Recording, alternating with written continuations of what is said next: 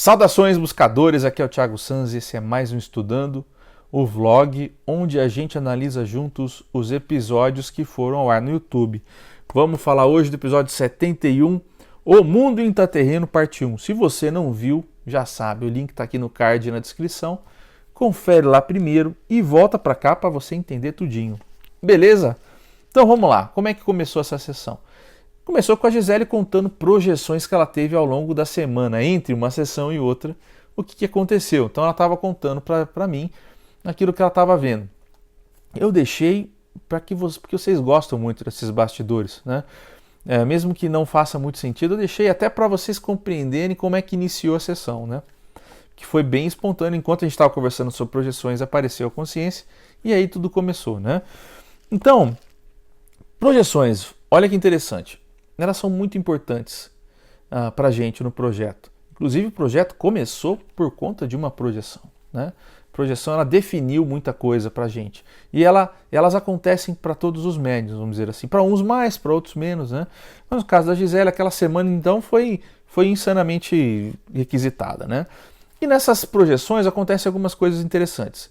Ou as consciências se apresentam, né, e falam para a gente sobre o que elas vão falar, ou elas se apresentam e trazem uma visão um pouco diferente de algo que já veio, ou dando um viés para a gente analisar alguma coisa que ainda não chegou, né, sobre isso, sobre uma outra alternativa de percepção, ou elas se apresentam e fazem uma sessão e depois a gente vem aqui e tem que resgatar o que foi visto lá, né? Ou então elas estão fazendo algo prático, né? Mostrando a prática de algo que veio na teoria durante uma sessão, tá certo? Então, olha só como que já aconteceu de tudo nessas projeções com a gente, né? E é mais ou menos assim que acontece. E a Gisele estava contando, até que então apareceu ali a consciência, ela teve que me interromper e fazer a sessão. O que acontece? Os médiums, eles já sabem que eles vão falar comigo e que quando eles falarem comigo vai ter sessão. Então, mentalmente, eles já entram no estado ali, né? Nós não precisamos da sala branca, como as pessoas muitas vezes pensam. Nós não precisamos de muita mentalização. Chega um ponto onde nós mesmos já temos um setup mental ali. No momento que a gente entra na sessão, a gente já facilita o processo. Às vezes é mais difícil. Às vezes a gente pensa que vai ser mais difícil e aí na hora já acontece, né? Enfim, nós tentamos fazer de outro jeito, com uma condução diferente, mas no fim, entrou na sala, a gente já está orientado a fazer. É mentalmente condicionado, vamos dizer assim. E então, foi bem assim esse caso. A Gisele já entrou, já estava falando e já aconteceu, né? Muitas vezes eu estou falando com algum médium no telefone e do nada aquilo vira uma sessão, né? Tinha nada a ver com sessão, não tinha nada programado e aquilo vira sessão. Então, às vezes, é um grande desafio para a gente ter todo esse material aí, não perder essas informações no processo, né? Porque é muito dinâmico mesmo, né? E aí a consciência que falou ali,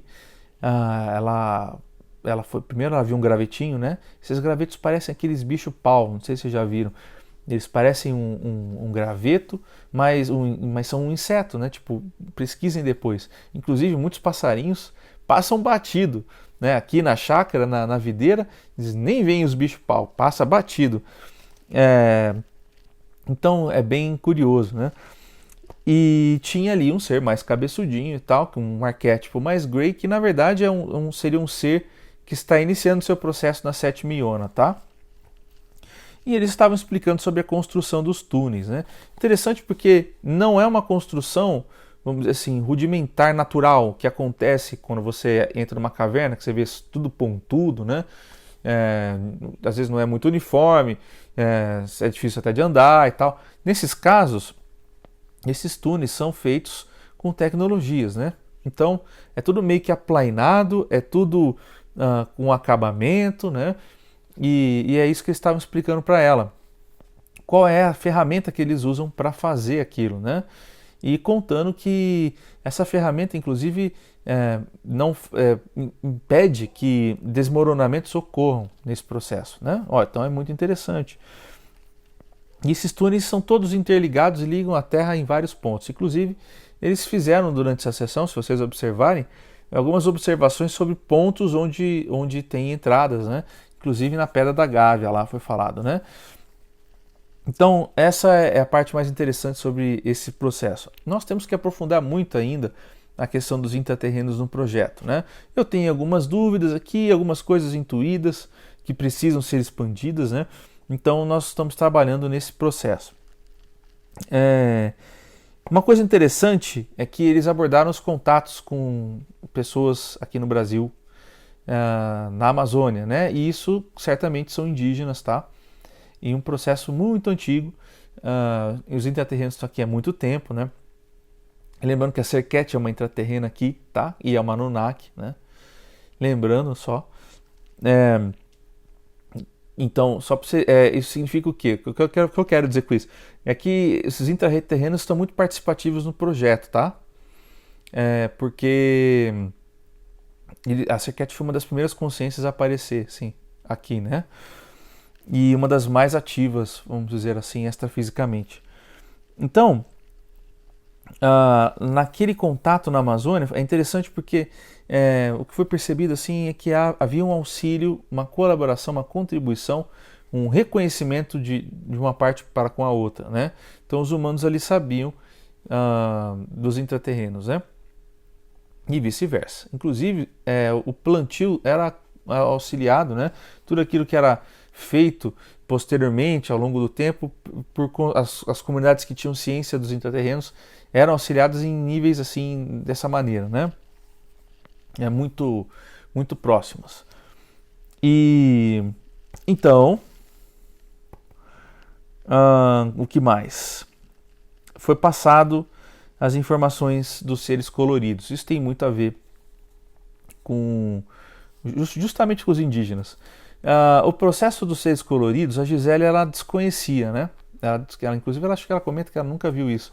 Existe informações interessantes sobre isso no livro de Urântia, que é inclusive um material muito interessante para a gente fazer uma análise com um viés e um olhar dos espaciais, porque a gente destrincha uma série de informações muito importantes que a gente pode expandir em sessões, né? O que ocorreu ali no livro de Urântia, eu coloquei alguns trechos para vocês, e foi muito importante observar que o livro de Urântia também fala de raças coloridas. E a Gisele viu alguma dessas cores que estavam sendo descritas ali. Então, ela viu lá o humano verde, né, que tinha algumas características reptilianas. Ela viu o humano azul, de cabelo vermelho, que é uma descrição que não há no livro de Urântia, aquele cabelo vermelho. Então, e nem a língua de cobra daquele humano verde, né? E vocês vão observando, então, que basicamente o processo que aconteceu, quando vocês fazem um cruzamento com o livro de Urântia, vocês vão ver que haviam muitos humanos, projetos de humanos distintos por várias raças. Tá certo? Então, cada um vinha aqui e fazia dentro de um processo padrão existente, um upgrade. Então, eles pegavam aquilo que tinha e faziam um upgrade com o seu próprio DNA e gerou, então, diversas raças. A ideia de gerar essas raças era causar um processo de seleção natural, mas um aceleramento disso, uma aceleração fantástica. Isso fazia com que fosse muito mais rápido a nossa evolução, né? Porque a gente passava então a interagir uns com os outros, a entender aquilo que o outro estava fazendo que você ainda não estava, né? Então haviam, claro, evidente, houveram muitas guerras, né? E as guerras, querendo ou não, elas geram muito movimento, né? Principalmente no pós-guerra, principalmente na questão de tecnologia, de avanço, de tentar fazer as coisas mais rápido para ganhar vantagens e tal. Então tudo isso, por mais que a gente entenda a guerra de um jeito muito negativo, ela produz resultados fantásticos nesses processos. Então foram muito bem-vindos, vamos dizer assim, né? E houveram muitas miscigenações. Seriam o quê? Hibridizações daquilo que estava sendo hibridizado. Então, o processo humano, até que nós tivéssemos uma homogeneização racial, ou seja, que o nosso DNA tivesse um certo padrão, demorou um tempo, né? E quando a gente avalia que o próprio livro de Urântia diz, é interessante que vocês vão ver que os índios eram oriundos, então, dos humanos vermelhos, né? Os asiáticos dos humanos amarelos, e os índigos eram os negros da África, certo? Então, só um exemplo assim para vocês entenderem como se deu esse processo. No futuro é que teve então uma homogeneização racial, onde se pegou tudo aquilo que de fato, o melhor de tudo aquilo que foi gerado no processo, tá? Nesse processo de hibridização. Então, é bem legal porque ele começa a falar um pouco disso, né? E a gente então tem um processo onde a gente pode pegar essas informações. Daí a gente foi fuçar algumas coisas sobre isso e a gente entendeu, a gente teve alguns acessos interessantes. Por exemplo, vocês, não sei se vocês se recordam, mas a Gisele fez, eu vou deixar o link aqui no card, tá? A Gisele teve uma sessão onde ela viu que seria uma realidade que ela sentiu como se fosse um rascunho, né? E é um pouco o rascunho, a ideia do rascunho é um pouco isso de essas hibridizações que eram feitas, entendem? Era o estágio em que se encontrava aquela realidade. Era teste, haviam muitos testes, né? Então, uma vez a Jana viu uma sessão, a sessão ainda não foi pro ar, né?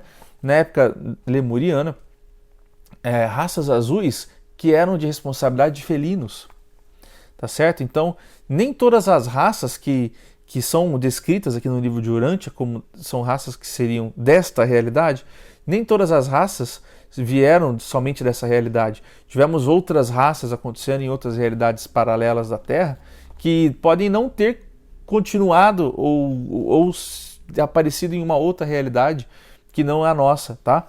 Então esse processo ainda é muito... nós temos que explorar bastante, porque nós vimos raças que não são essas que estão sendo faladas aqui, né? Mas que foram feitas na mesma época. Então era um grande celeiro de hibridizações a Terra naquela época, tá? As terras, né? E aí teve um evento no Iraque. Esse evento no Iraque nós não sabemos, não tenho noção se alguém falou alguma coisa em algum lugar. Acho que como é muito militar, isso nem chegou para ninguém. Mas houve um processo, uma tentativa de invasão, né, e eles tiveram que se defender, né, desse ataque. E a gente vê algumas coisas bem parecidas nos Estados Unidos, de alguns caras falando sobre confusões com extraterrestres e tal. Tem muita ligação com o processo, tá? Embora tenha sido... é bem raro e incomum isso, principalmente com intraterrenos. É interessante que a Gisele fala sobre a ambliopia dela, né, que é um olho que se chama assim, vulgarmente de olho cansado, né, e que na verdade esse olho energeticamente parece contribuir com que ela veja algumas coisas que ela não teria condição de ver, principalmente cores. É como se ela visse cores que nem existem aqui, né, e a gente sabe o que é isso, porque quando a gente se projeta, quem faz projeção astral deve ter se deparado com isso. Nós vemos cores que não existem aqui mesmo. E a gente não entende que cor que é aquela. Porque a gente está vendo um bagulho que não tem aqui, né? Essa cor era diferente. Aquele tom de rosa não tem aqui. Aquele tom de verde não tem aqui. A gente fala muito isso quando a gente está contando projeção uns para os outros aqui no PCE. Então tem muito a ver com isso o olho dela. É de conseguir ver coisas que não existem aqui, tá? A nossa medicina muitas vezes... define tudo aquilo que é diferente como doença, como distorção, né? Ela tem um padrão e tudo aquilo que foge desse padrão é então depreciado, vamos dizer assim, por ser diferente, né? E muitas vezes esse processo não é bem uma depreciação. Por exemplo, muitas vezes nós desenvolvemos intolerância a algum tipo de alimento. Isso não é também um distúrbio, né? Isso é uma necessidade, isso é uma programação de nós para nós mesmos, de acordo com toda a confluência do agora que a gente está, entendeu? Então, para aquilo que a gente está fazendo ou já pensa em fazer, para aquilo que mentalmente a gente está conectado, aquela é a melhor maneira de desenvolver isso, tá? Você corta algumas coisas que estão te atrapalhando, vamos dizer assim, né? Então, nós sempre tratamos tudo como doença e não é bem assim. A gente tem que tentar ampliar um pouco essa visão, né? Acho que essa foi a informação legal. Tem muito a ver isso aqui, tem alguém soprando para mim o lance dos autistas dentro disso. Nós falamos muito essa questão do autismo como um distúrbio e a gente nunca parou para tentar entender o que está acontecendo, né? A gente sempre para... A gente até tem muitos pais que sofrem por isso. Na verdade, eles não precisam sofrer por os filhos serem diferentes ou estarem numa condição distinta da sua. Temos que tentar compreender o que você está fazendo ali naquela encarnação, certo? Sobre bunkers, é interessante porque eles falam dos bunkers, né? Falando um pouco desse lance daquela confusão do Iraque, meio que para explicar que a ideia foi induzida por eles, porque nós tínhamos que ter essa tecnologia para quando nós fôssemos colonizar outros lugares. E aí ele falou do lance de humanos em Vênus e humanos em Marte e tal. E isso é muito confuso. Eu confesso que eu também tenho dificuldades para entender isso, principalmente porque me vem na mente muitas ideias e teorias a respeito da época que a Alemanha teria levado, né, pessoas ali em órbita, né? Existe essa teoria, né? E na verdade, eu não concordo muito com ela, não consigo concordar com ela. Por exemplo, tem alguns youtubers famosos que né, tipo Pava, por exemplo, ele acredita piamente que existem humanos em Marte. Eu acho que é importante que a gente perceba que existem realidades paralelas, nós precisamos lembrar disso. E os humanos de uma Terra paralela são humanos também. E a gente às vezes esquece isso. Então é muito possível que exista realmente. Né? Em algum Marte tem humano, em algum paralelo de Marte tem. Não sei se é esse que nós estamos. Enfim, esse é um processo que nós temos que expandir mais. Né? Porque é uma informação bem legal e que ficou ali jogada e a gente precisa buscar expandir. Quem sabe eu faço uma sessão ali com a Gisele e a gente expande isso. Então, é legal falar um pouco sobre era glacial. Acho que esse é o último assunto que eu preciso passar para vocês. As pessoas perguntaram muito para mim sobre a evolução ocorrer na era glacial. Isso funciona assim. Nós temos a ideia da Era das Trevas e da Era da Luz. Isso é um conceito teosófico. Durante a Era das Trevas, o certo é nós não chamarmos de trevas e luz, mas eu vou explicar de um jeito que talvez facilite para a gente entender isso. Na Era das Trevas, nós estamos auto-experimentando programações desejadas por nós mesmos.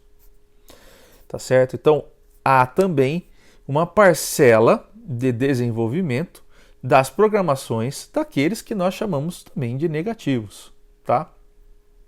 Não gosto de falar negativo e positivo, mas é para a gente entender. Então há uma agenda, né, negativa, vamos dizer assim, que tem um processo, um campo de atuação dentro do que a gente entende como Era das Trevas, tá?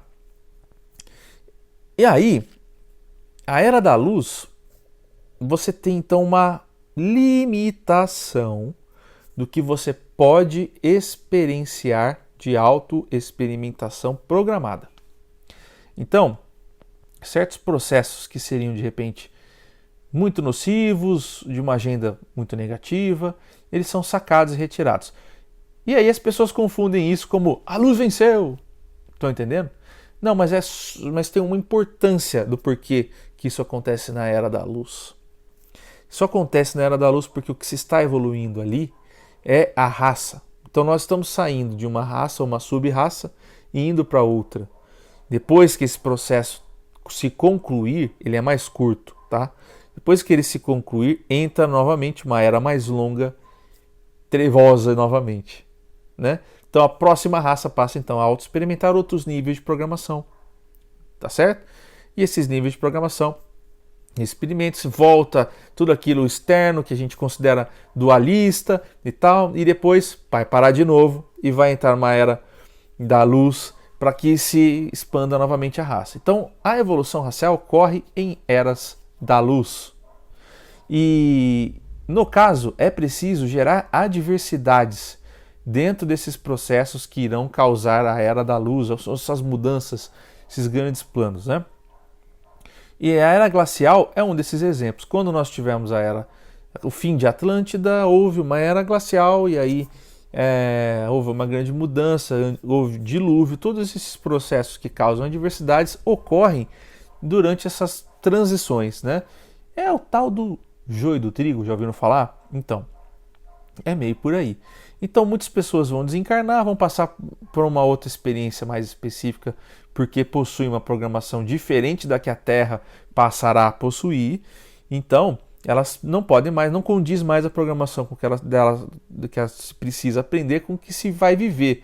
Então vai continuar isso em outro lugar para o bem daqueles que têm uma programação diferente e para o bem daqueles que têm que continuar com uma programação mais condigente com o que se experiencia no corpo celeste em questão. Tá certo? Por isso o lance da Era do Gelo. A Era do Gelo traz consciência por causa disso.